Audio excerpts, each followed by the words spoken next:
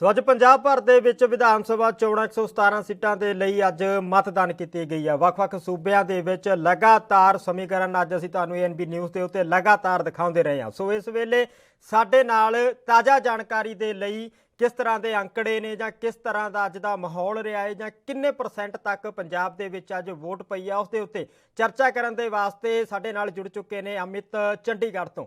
गलबात करते उन्हां दे नाल जी अमित, अज वोटां नहीं 20 फरवरी सी, लगातार इस दिन की उड़ीक की जा रही सी ते अज आखिर दे विच वोटां ने जो वख-वख सूबिਆਂ ਦੇ ਵਿੱਚ पाईयां गईयां ने।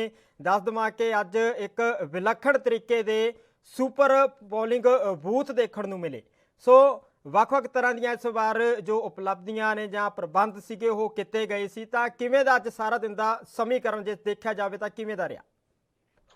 देखिए, अगर हम कहें कि सुबह 8 बजे से अगर हम कहें वोटिंग एग्जैक्टली शुरू हो गई थी। हाँ, कुछ जगहों पे दिक्कत आई थी कि ईवीएम मशीन्स नहीं चली थी, पर उनको तुरंत ही रिप्लेस कर दिया गया था। देखिए, तैयारी रखी गई थी, प्रिपेयर्डनेस पूरी तरह में ऑल ओवर देखने को मिले। अगर हम पंजाब में ऑल ओवर सिनेरियो की बात करें तो बहुत पीसफुल तरीके से अगर हम सीधे तौर पे कहें कि इलेक्शंस हुए हैं और कहीं से भी किसी भी इंसिडेंट की घटना सामने नहीं आई है। ऑल ओवर हम बोलें कि अब तक 5 बजे तक की जैसे जानकारी मिल पा रही है कि 63.44% की पोलिंग हो चुकी है। पोलिंग अब अगर हम कह सकते हैं ऑफिशियली बंद हो चुकी है, पर फाइनल काउंट आना भी बाकी है। अगर हम कह सकते हैं कि अभी तक 5 बजे तक का ऑफिशियल आंकड़ा इलेक्शन कमीशन की तरफ से दिया गया है। अभी हम खुद इलेक्शन कमीशन के दफ्तर के पास खड़े हैं, वहां से वो भी बोल रहे हैं कि फाइनल वर्डिक्ट रहता है। क्योंकि देखिए, पोलिंग बंद हो चुकी है, पर कुछ जगहों पे एक फैसिलिटी थी कि 6 बजे तक जितने भी वोटर्स पहुंच जाएंगे उनको बकायदा 6 बजे का टोकन दे दिया जाएगा कि उनकी वोट काउंट होगी। देखा, ये चीज सुनिश्चित की गई थी कि जो भी व्यक्ति पोल करने जा रहा है उसकी वोट पीछे ना रहे या किसी कारण उसकी वोट ना छूटे। तो इसलिए ये सिनेरियो में अगर कोई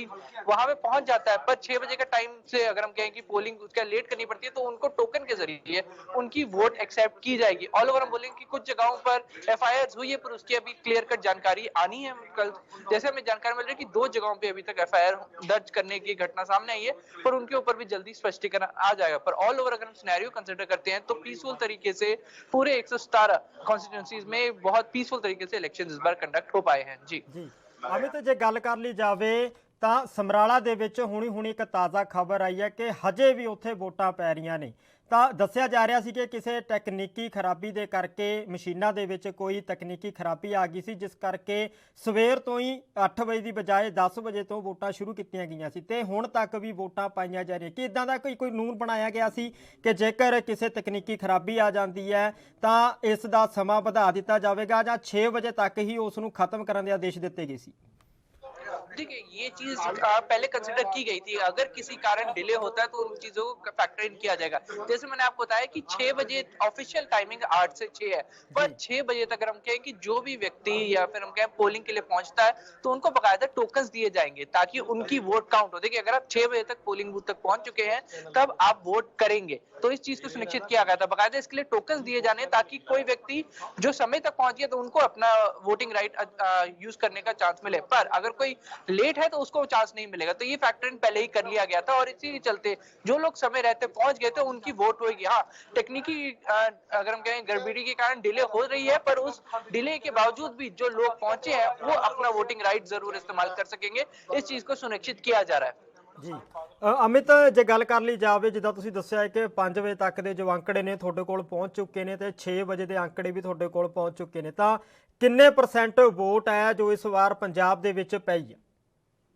देखिए, अगर हम कहें कि जो हमें ऑफिशियल अगर मतलब 5 बजे तक 63.44 की थी, 6 बजे तक अनुमानन 68% तक की बताई जा रही है, पर वो अभी तक कंसोलिडेट नहीं की गई है। तो देखिए, 6 बजे के बाद कई अभी वोट्स पेंडिंग है। जैसे हम बोले कि जो कर्मचारी ड्यूटीज पे हैं उनकी वोट्स अभी आनी है, जो पोस्टल बैलेट से वोट आनी है वो अभी कंसिडर करनी है, जो एनआरआई से वोट आनी है वो कंसिडर करनी है। पर अभी हम देख सकते हैं जो आंकड़े जो हमें ऑल ओवर मिल रहे हैं वो 68% तक की वोटिंग हो चुकी है, जिसमें अगर हम कह सकते हैं 5 से 6% तक का इजाफा हो सकता है। जो पिछले साल के कंपैरिजन अगर हम बात करें पिछली बार के माफ कीजिएगा कंपेयर करें तो 77 पॉइंट समथिंग या टोटल 78% के मुकाबले है। तो इस बार कंपैरेटिवली वोट पोल हम देखते हैं तो 70% क्रॉस कर जाएगी, जो ऑल ओवर एक अच्छा सिनेरियो कंसीडर किया जाएगा। पर अब ये देखना होगा फाइनल वर्डिक्ट क्या रहने वाला है।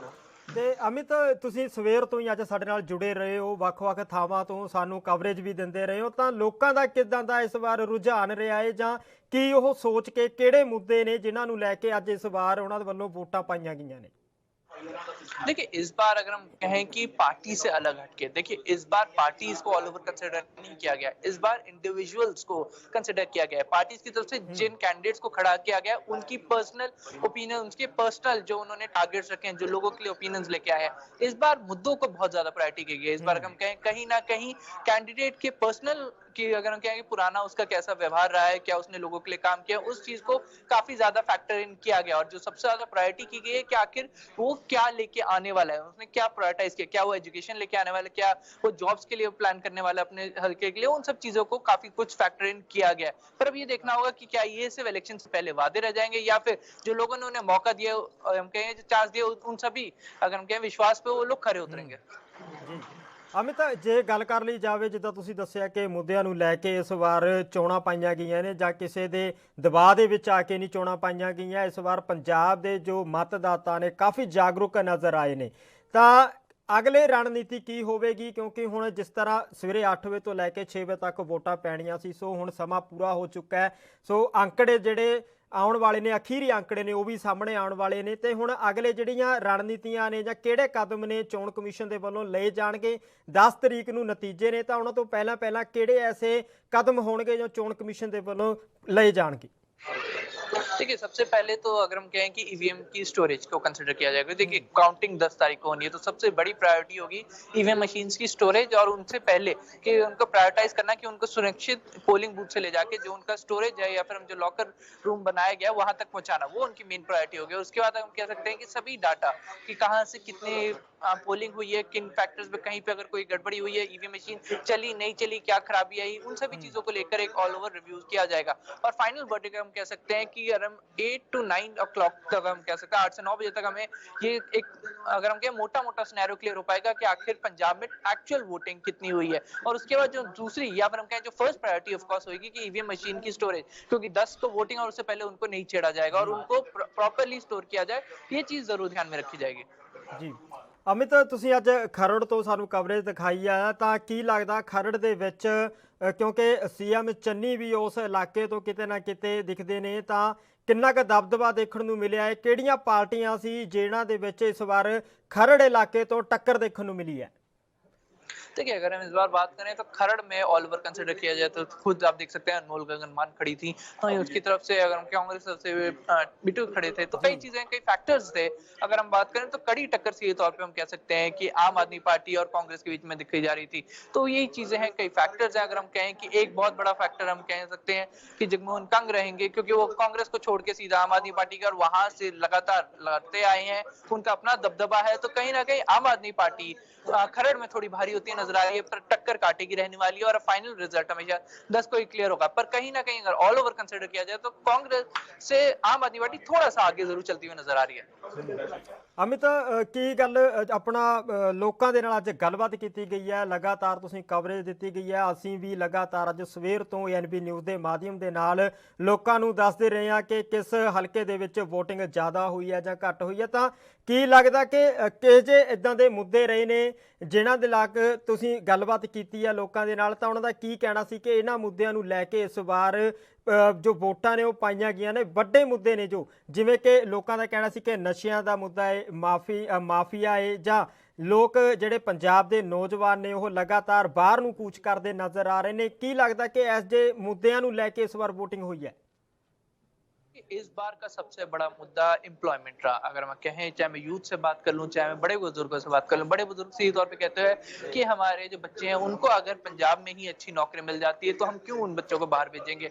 बच्चों के अगर हम कहेंगे, नौजवानों का सीधे तौर पे कहना है कि हम लोग चाहते हैं कि अपने पेरेंट्स के साथ हम पंजाब में ही रहें और यहीं पे ही तरक्की करें। तो मेन प्रायोरिटी हर किसी की नजर यही है कि बहुत बहुत शुक्रिया इस तमाम जानकारी के वास्ते।